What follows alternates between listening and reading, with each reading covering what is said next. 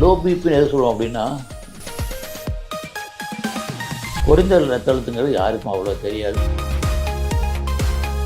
Kidney ப்ராப்ளமும் heart problem இருந்ததுன்னா, நிறைய பேர் பார்த்துருங்க, வயசானவங்க லஞ்ச் சாப்பிட்டு உடனே போய் படுத்துடுவாங்க. குறைந்த சர்க்கரை அளவு வரும்போது, தாழ்நிலை சர்க்கரை வரும்போது பிபி டக்குன்னு. பூங்காட்டு நேயர்களுக்கு வணக்கம். நான் டாக்டர் விஎஸ் நடராஜன், முதியோர் நல மருத்துவர் பேசுகிறேன். இன்றைக்கி நான் சொல்ல போகிற டாபிக் கொஞ்சம் டிஃப்ரெண்ட்டாக இருக்கும். Not very common also. அதாவது ஹைப்போ டென்ஷன், குறைந்த இரத்த அழுத்தம்.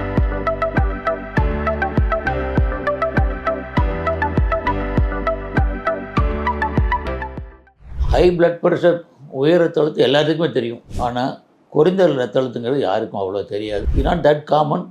பட் இந்த சீசனில் ஏன் சொல்கிறேன்னா, சம்மரில் வந்து very common to have a low BP. அதனால இதை நான் சொல்ல போகிறேன். லோ பிபின்னு எதை சொல்லுவோம் அப்படின்னா, பிளட் ப்ரெஷர் நார்மலாக மேலளவு 120, கீழளவு 80 இருக்கணும். ஏஜிங் பீப்புளுக்கு வந்து 140 மேலளவும், கீழளவு 90 வரை இருக்கலாம்னு சொல்லியிருக்கலாம். இது இல்லாமல் திடீர்னு பிபி மேலளவு 90யும் கீழளவு 60 இருந்ததுன்னா அவங்களுக்கு குறைந்த ரத்த அழுத்தம் இருந்தால் நிற்கலாம்.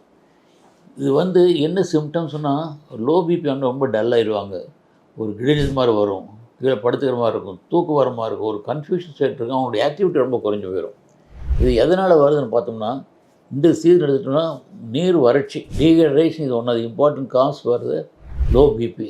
நீர் வறட்சி ஒன்று, வயசான தண்ணி குடிக்காமல் இருந்திருப்பாங்க, இல்லை உங்களுக்கு சிவியர் டயரியா, ஒரு வாட்டி 2 வாட்டி டயரியா போனால் போதும், ஒரு வாட்டி 2 வாட்டி வாமிட் எடுத்தால் போதும், உடனே பிபி லோ ஆயிடும். இப்போ ஹை டெம்பரேச்சர் அதிகமாச்சுன்னா அவங்க தண்ணி குடிக்க மாட்டாங்க. இப்படி டீஹைட்ரேஷனாக one of the important reason for low BP. இதுக்கு அடுத்து எதனால் வருது அப்படின்னா, இந்த மருந்துகள். இப்போ பிபி மருந்து எடுத்துகிட்டு இருப்பார், சம்மரில் அந்தளவுக்கு தேவைப்படாது.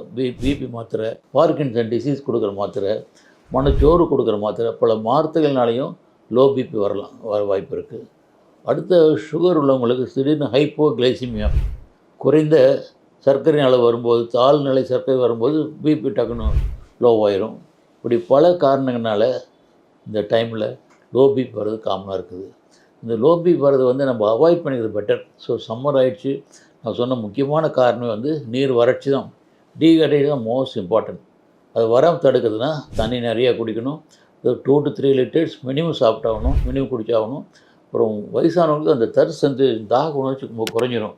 நல்ல வெயில் அடிக்குது, தண்ணி ஃப்ரெண்ட்லி இருக்கும், பட் எடுத்து சாப்பிட மாட்டாங்க. நான் அப்போ சொல்லி தண்ணி எடுத்து குடிங்கன்னு சொல்லி கம்பல் பண்ணணும். 2 to 3 லிட்டர் சாப்பிடணும்.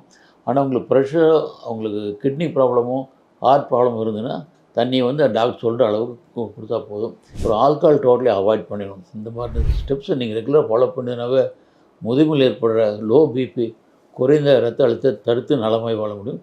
இது இல்லாமல் இன்னும் ஒரு சில குறைந்த ரத்த அழுத்தத்துலேயே 1-2 கேட்டகரி இருக்குது. அது எப்படின்னா, ஒன்று பாசிட்டிவ் ஹைப்போடென்ஷன், அதாவது உடல்நிலை மாறும் பொழுது ரத்த அளவும் குறையும். எப்படின்னா, இப்போ பெரியவர் படுத்துட்டு இருக்காரு, நார்மலாக இருக்கார், உட்காந்தோன்னே லேசாக தலை சுற்றுறமா இருக்குது அப்படிம்பார். நின்றுச்சுன்னா ஐயோ என்னால் நிற்க முடியாது, நான் உட்காந்துக்கிறேன் அப்படிம்பார். So change of pressure with change of posture. படுத்திருக்காரு, பிபி நார்மல் 140/80, உட்காந்துருக்காரு 130/80, இன்னொன்று 100/70 லோ பிபி, உடனே கிடினஸ் வந்துடும். இதுதான் posture hypotension, change of posture. எல்லோருக்கும் இந்த மாதிரி பாஸ்டர் ஹைப்போடென்ஷன் ரொம்ப காமனாக இருக்கும். முக்கியமாக என்ன பண்ணுவோம்னா, இது வராமல் தடுக்கிறதுக்கு வந்து மாத்திரை அளவு குறைச்சிடுவோம். ஃபிசியோதெரப்பி பண்ணுவோம். ரெகுலர் ஃபிசியோ பண்ண அந்த பேலன்ஸ் வந்து கரெக்டாகி பிபி ஃபால் ஆகிறது குறைஞ்சிரும். ஸோ இது வந்து ஈஸியாக கண்டுபிடிச்சிடலாம், ஈஸியாக ட்ரீட் பண்ணலாம். அடுத்ததாக போஸ்ட் பிராண்ட் ஹைப்போடென்ஷன்.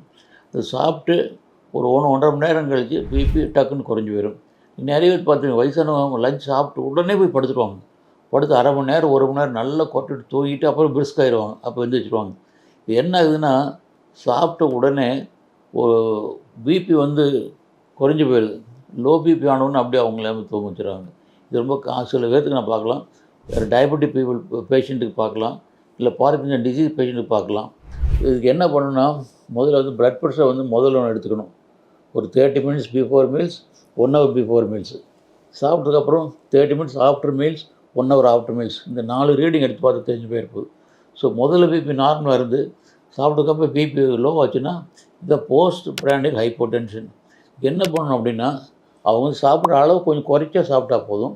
அடுத்து ப்ரெஷர் மாத்திரை சாப்பிட்றவங்களுக்கு ப்ரெஷர் மாத்திரை டோஸை குறைக்கணும், இல்லை டோஸை வந்து ஸ்டாப் பண்ணிடணும். இது மாதிரி பண்ணாவே இந்த போஸ்ட் பிராண்ட் ஹைப்போடென்ஷன் வராமல் நம்ம தடுத்துக்கலாம். இந்த வீடியோவில் முதியோர் சந்திக்கும் ஹைப்போடென்ஷன், அதாவது குறைந்த இரத்த அழுத்தத்தை பற்றி தெரிந்து கொண்டோம். அடுத்த எபிசோடில் வேறொரு தலைப்பில் உங்களை எல்லாம் சந்திக்கிறேன். இது பூங்காற்று, நாளை நல்வாழ்விற்கான வழிகாட்டி. தொடர்ந்து எங்களோட வீடியோக்களை பார்க்கறதுக்கு பூங்காற்று சேனலை சப்ஸ்கிரைப் பண்ணுங்க அண்ட் ஃபாலோ பண்ணிடுங்க.